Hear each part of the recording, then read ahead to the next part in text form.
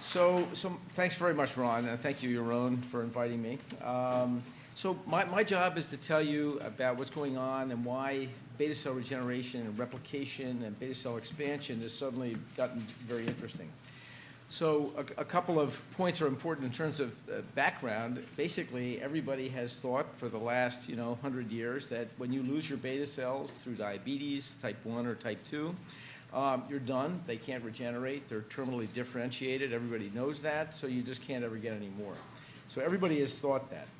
And everybody's also thought that when you have type 1 diabetes and have autoimmunity, ultimately you lose 100% of your beta cells. So these things are changing. And so what I want to do in the first part of this talk is to give you a sense of why things are suddenly different, why beta cell regeneration has gone from don't think about it to it actually probably can happen. So this is a slide that is representative of lots of slides. It comes from Peter Butler at UCLA, similar data from George King at Joslin. And so the idea is this: you can do autopsies on people who died who were normal or people who died who had type 1 diabetes. And in the UCLA study, they looked at people who had type 1 diabetes for 20 years. In the Joslin study, they looked at people who had type 1 diabetes for 50 years or more. And in normal people, the percentage of your pancreas that's comprised of beta cells is somewhere around 1.2, 1.5%, something like that. It came as no surprise in these studies that people with type 1 diabetes had reduced numbers of beta cells. But the big surprise here is that after 20 to 50 years of type 1 diabetes, this number isn't zero. Everybody thought by now you would have burned through all of your beta cells, you wouldn't have any left. But in fact, you still do have some 20, 50 years after onset of type 1 diabetes. If you look at the pancreas in these people, brown staining is for insulin-positive cells, for beta cells. So out of the periphery of the pancreas, there are some insulin-positive cells.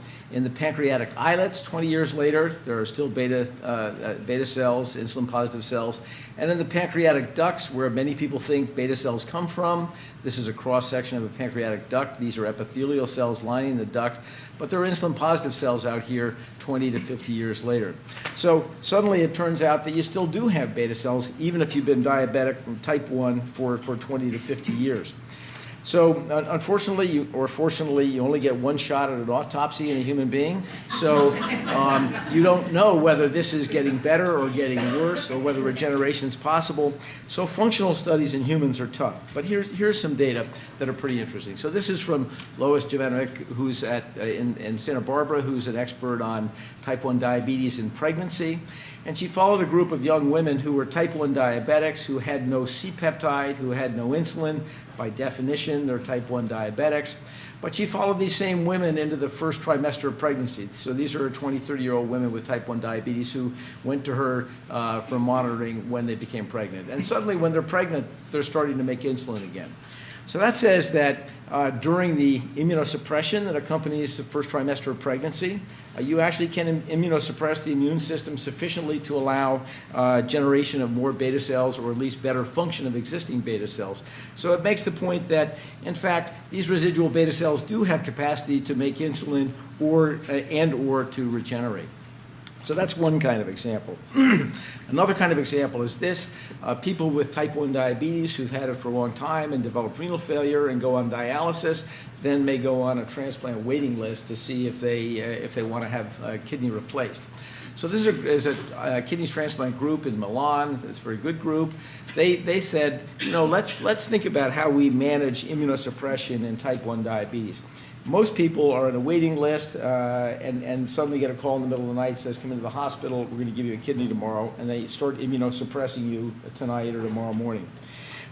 They said, that's silly. Why don't we actually begin to immunosuppress people for a month before they get their kidneys, because then the graft outcomes will probably be better.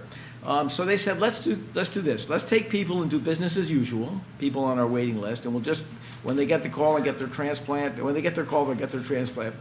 Or let's take another group of type 1 diabetics and we'll put them on rapamycin to precondition or immunosuppress them a little bit while they're waiting for a transplant. And we know these people are going to get transplants because they have the right HLA types, the right genotypes, and they're at the top of the waiting list.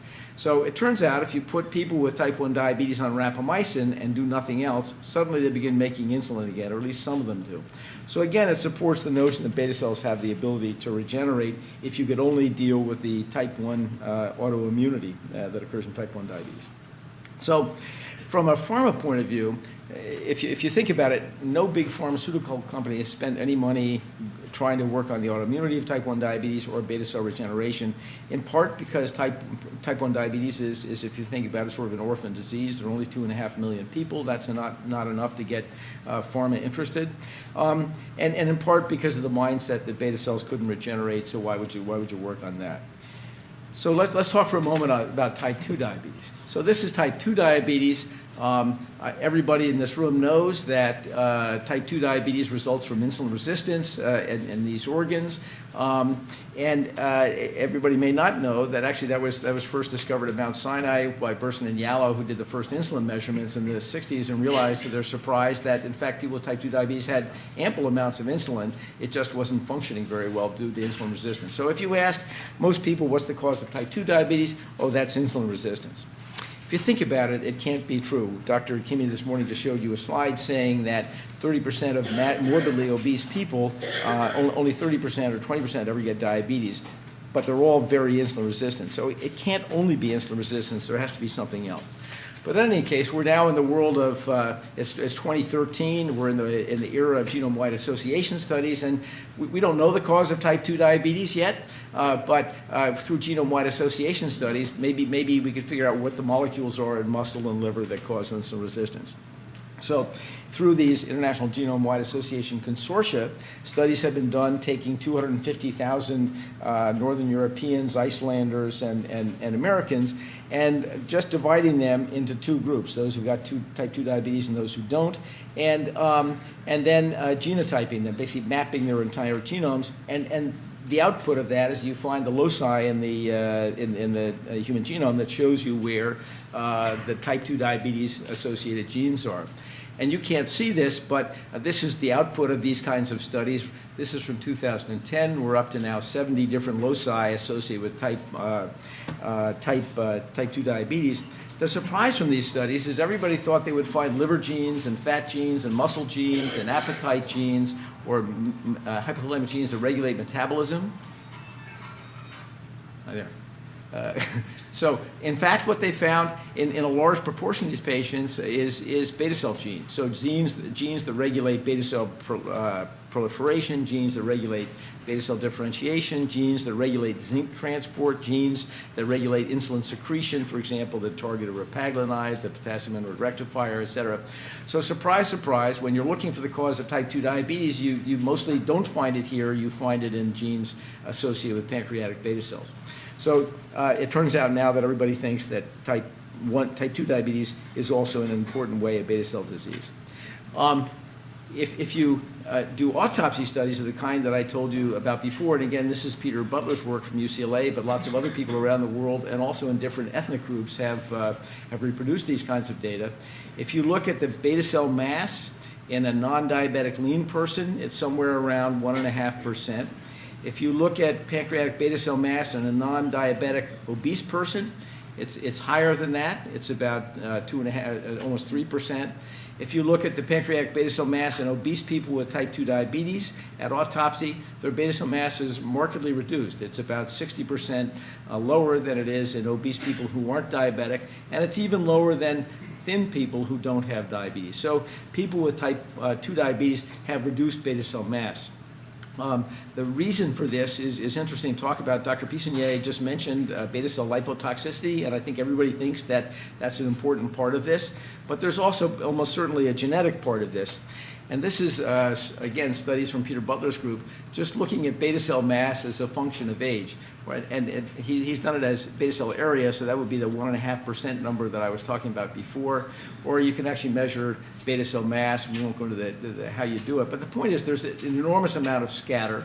you basically get your beta cells by the time you're about a year old. You don't make any more beta cells after your first year. So the beta cells you have right now are the same ones you had when you were a toddler. And then beta cell mass stays pretty much comparable for the rest of your life.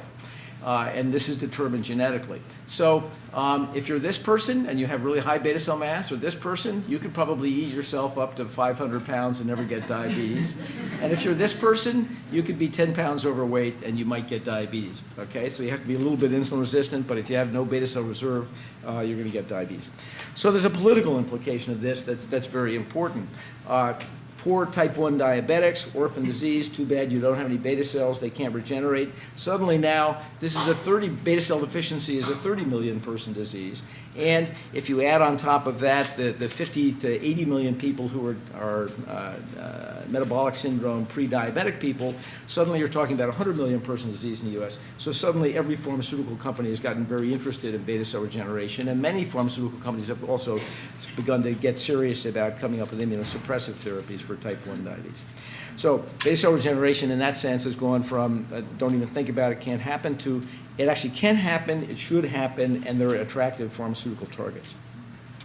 This is a study that I think everybody in the room who manages diabetes knows about, and I'm not going to spend a lot of time on it. I just want to quickly make a couple of points. One is that you can take cadaver pancreases from organ donors.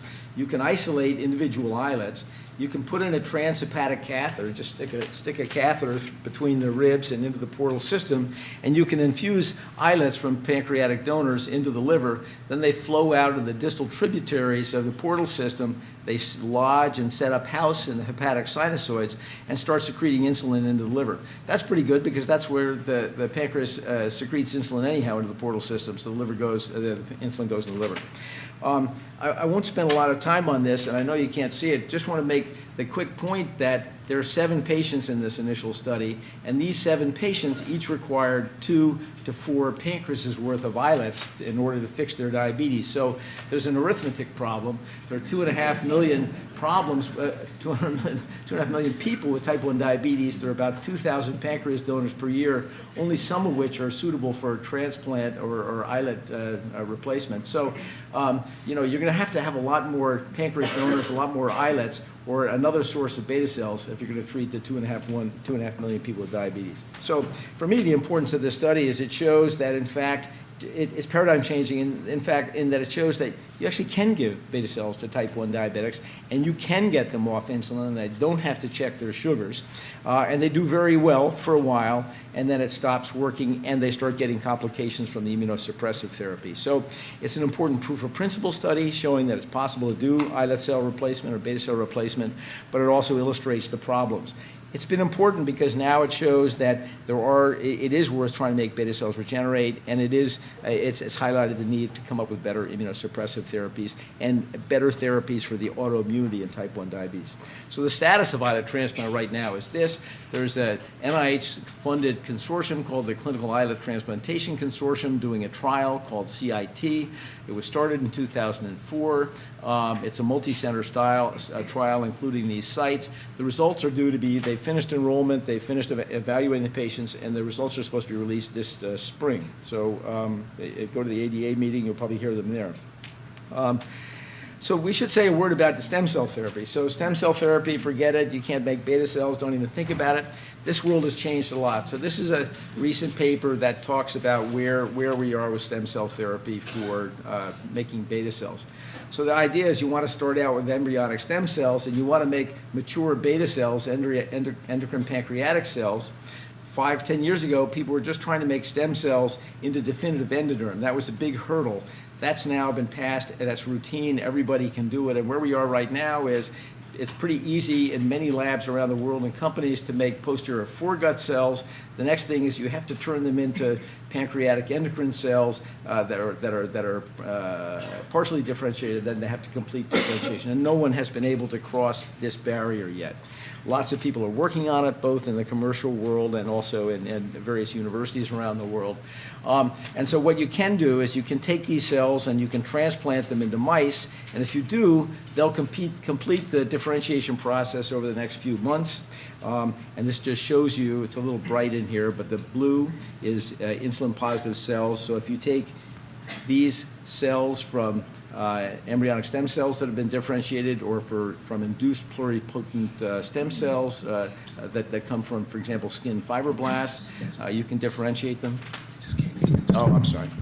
All right. Is that better? Oh, man. Should I start over? I know you don't want that. So you can basically get them all the way to here. You can put them in a mouse, and they'll complete the differentiation program. So the struggle right now is trying to figure out how to do this in a dish, or in a company, or in a factory, and complete this differentiation process. But it's happening, and that's a lot to look forward to. Again, this audience doesn't need to hear about this, but here's another alternative, beta cell regeneration. It's interesting. I speak a lot for the Juvenile Diabetes Foundation, and when I get to this slide, I usually say, so who thinks this is exciting? And the audience is usually split about 50-50. Some people say, give me this, I'm ready to start it tomorrow. And I'm talking about with the with computer algorithms in this that will actually dose insulin automatically without using your brain. That's the so-called closed loop system. And some people say, yes, this is fantastic, can't wait, give it to me, I want to be in a trial, where can I do it? And other people say, hold on a second, I don't want that, I don't want a pacemaker, I want to be like you, I don't want to have anything. So anyhow, that's moving along. The status of artificial pancreas or closed loop system is that they've been approved by the FDA for outpatient trials now, and those are ongoing at a few sites in the U.S. And they were approved in Europe and are ongoing in Europe right now. So this is sort of the menu. If you now understand that type 1 and type 2 diabetes are due to beta cell deficiency, the questions become, how can we add, replace, expand beta cell mass in humans? So you could say, we have insulin, we have oral hypoglycemics, what more do you need? You should never say that to a diabetic, or you guys either. Whole pancreas transplant, I haven't talked about it. It's actually pretty effective, but there's a lot of other issues with that we could talk about if you like. But it actually is coming along nicely and works well. If you're going to put a kidney in somebody and that donor has a pancreas, you probably should put a pancreas in as well. Closed loop systems, we talked about stem cells, iPS cells.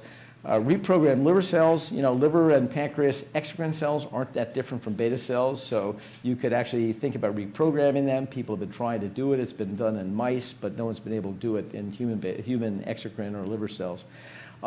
You could use pig islets. There's no shortage of pigs in the United States. Every time you get a pig loin, why don't you also have pork loin? Why don't you harvest the pancreas and make islets? So there are people trying to do that. It turns out that that's doable. The hardest part is coming up with a sterile GMP quality pig farm. If you're going to have 10,000 pigs in a sterile farm, that becomes very, very expensive, and that may be the biggest obstacle to that. We talked about cadaveric human islets. The good news is it works. The bad news is there aren't enough, and immunosuppression is still an issue.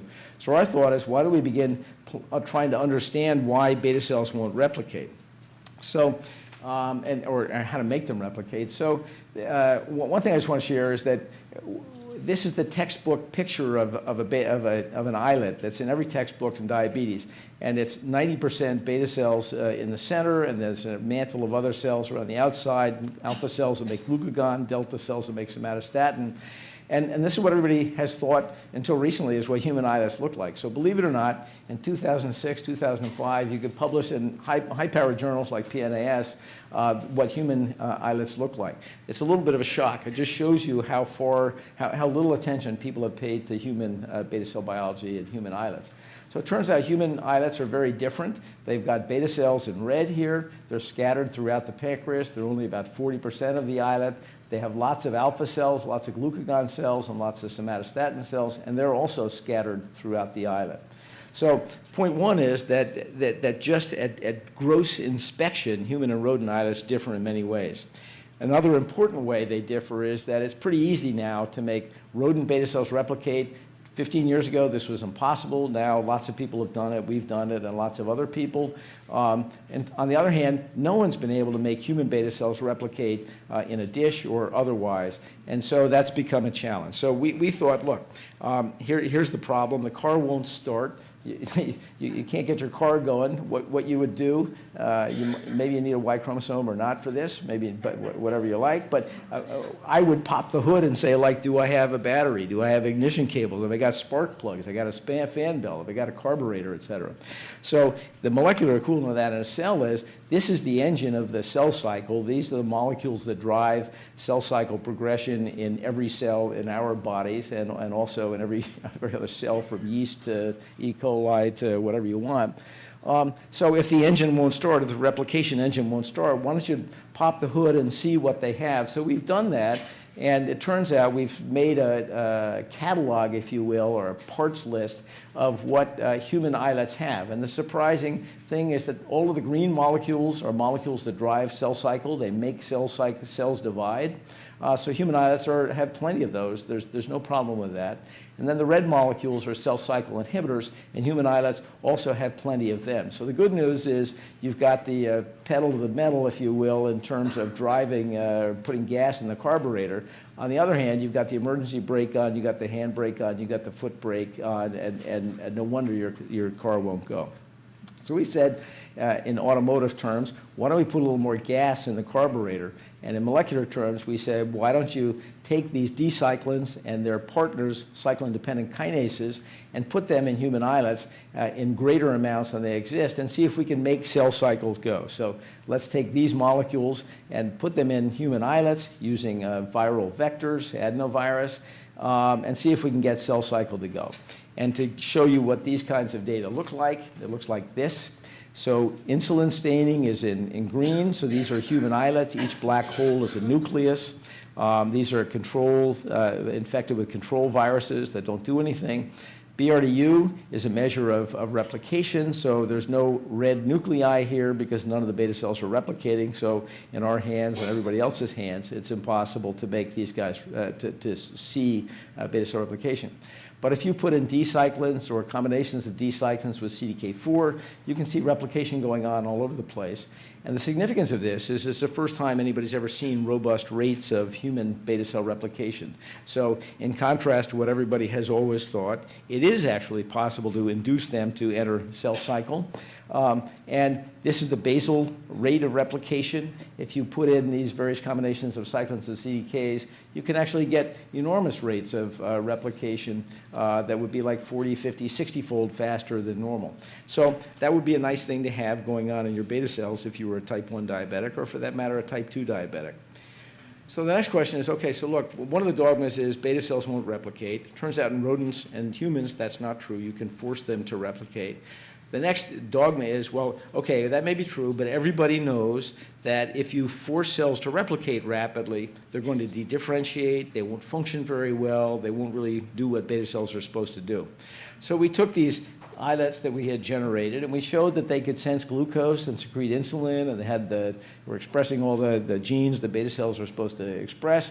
But we thought a more rigorous challenge would be to take these human islets and put them in vivo into skid mice. Skid mice are mice that have no immune system. So you can transplant human islets into these skid mice. And before we do that, we make the animals diabetic. We give them a drug called streptozotocin. Mouse blood sugars and human blood sugars are pretty similar. So if you give them streptozotocin, they get diabetic, and if you do nothing else, they stay diabetic for the remainder of the study, which lasted 6 weeks. And then the next question is, how many human islets does it take to fix a diabetic mouse? So we played around with that, and the number's 1,500 human islets it takes to begin to lower blood sugar. So that's what this is. We transplant the islets, human islets, into the mouse kidney, right into the kidney capsule. And then we took other aliquots of these human islets, by the way, that we get through an NIH distribution program. And we took some of these other aliquots and we put in CDK6 and cyclin D1 with adenovirus. And if they did nothing, they would look like this. If they made the islets work worse, the animals would get more diabetic. But in fact, what we found is the blood sugar actually came down promptly and stayed down for the duration of the experiment. So it turns out you can have it both ways. You can drive replication in beta cells by overexpressing cyclin and CDKs. And you can also not only maintain their function, you can improve their function. And to get this kind of improved function that we got with CDK6 and cyclin D1 in 1,500 islets, we had to transplant 4,000 human islets. So that it worked approximately 3 times better than normal human islets. So you can have it both ways.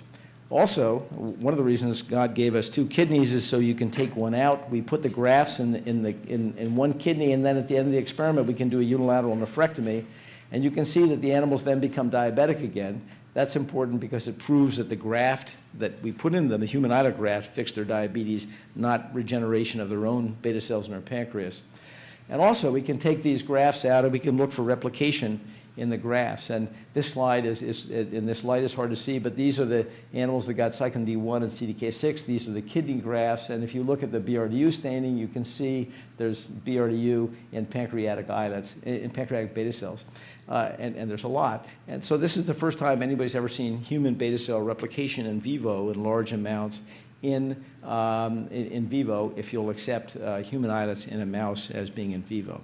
So I'm going to stop there, but I just want to leave you with these thoughts. So it turns out that enormous progress and paradigm shifts have occurred in beta cell regeneration over the past 10 years. Partly it's just a mindset. If you grew up in diabetes research, you wouldn't even try this stuff because everybody knows it wouldn't work, it's impossible. So our only contribution to this is we didn't know that. We grew up in the bone world and started playing around with beta cells. People make bone cells regenerate all the time, so it seemed like a no-brainer. You should be able to do this with islets. So the truth is we're simply too stupid to know this was a bad idea. And then if you think about this over the course of time, Bandy and Best discovered insulin in 1921, so it's almost 100 years ago. Beta cell regeneration in type 1 diabetes was first reported in 2005. The IPS world is moving quickly. It was non-existent 10 or 15 years ago. Now it's all the way practically out to making beta cells. And then beta cell replication in humans was simply impossible in 2009, and now it's possible. So I want to leave you with a sense that things are really moving quickly. It's not ready for prime time. If you go back to the automotive analogy, we now know a lot about the engine. We can put gas in the carburetor. We can make the car go. We don't know how to do it yet from the driver's compartment of the car, and that's where we're putting our attention. Again, dogma can change. You can make human beta cells replicate.